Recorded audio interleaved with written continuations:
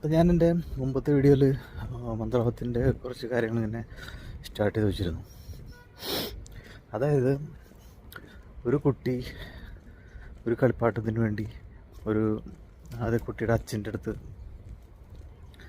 വാശി പിടിച്ച് കരഞ്ഞ് ഒന്നല്ല രണ്ടല്ല മൂന്നല്ല അങ്ങനെ വാശി പിടിച്ച്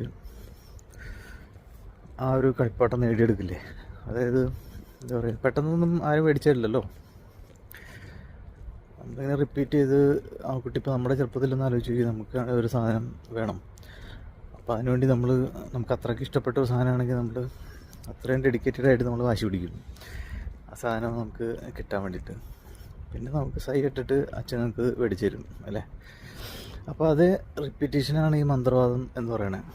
അതായത് നമുക്ക് അതിന് പ്രത്യേകിച്ചൊരു സ്പെസിഫൈഡ് എവിടെയെങ്കിലും എഴുതി വെച്ചിട്ടുള്ള മന്ത്രം തന്നെ വേണമെന്നൊന്നുമില്ല. നമുക്ക് കസ്റ്റമൈസ് ചെയ്ത് മന്ത്രങ്ങൾ ഉണ്ടാക്കിയെടുക്കുക. പക്ഷെ അത് തന്നെ റിപ്പീറ്റ് ചെയ്യുക. നമ്മളിപ്പോൾ ആ ഒരു കാര്യം പറയുന്നത് അതേപോലെ തന്നെ റിപ്പീറ്റ് ചെയ്ത് പോകണമെന്നുള്ളൂ. അതാണ് അതിൻ്റെ റൂൾ എന്ന് പറയുന്നത്. അതിപ്പോൾ എന്ത് കാര്യമല്ലേ കേട്ടോ. അപ്പോൾ അങ്ങനെയാണ് ആ സംഭവം. പിന്നെ ഇതിന് വേറൊരു ദോഷവശം കൂടി ഉണ്ട്. ഇപ്പോൾ നമ്മൾ കുട്ടിയുടെ അച്ഛൻ്റെ കാര്യം തന്നെ എടുക്കാം. ആ കുട്ടി വാശി പിടിക്കുന്ന സമയത്ത് മാത്രമാണ് ആ കുട്ടിക്ക് വാങ്ങിക്കൊടുക്കുള്ളൂ, മനസ്സിലായില്ലേ. അത് കഴിഞ്ഞ് പിന്നെ വരവുണ്ടാവില്ല. ഓക്കെ, ഇപ്പോൾ നമ്മൾ ഒട്ടും വാശി പിടിച്ചില്ലെങ്കിൽ ആ കുട്ടിക്ക് ഒന്നും കിട്ടാൻ ചാൻസ് ഇല്ല. അപ്പോൾ അതായത് മന്ത്രവാദത്തിൻ്റെ ഒരു സൈഡ് എഫക്റ്റ് എന്ന് പറഞ്ഞാൽ അതാണ്.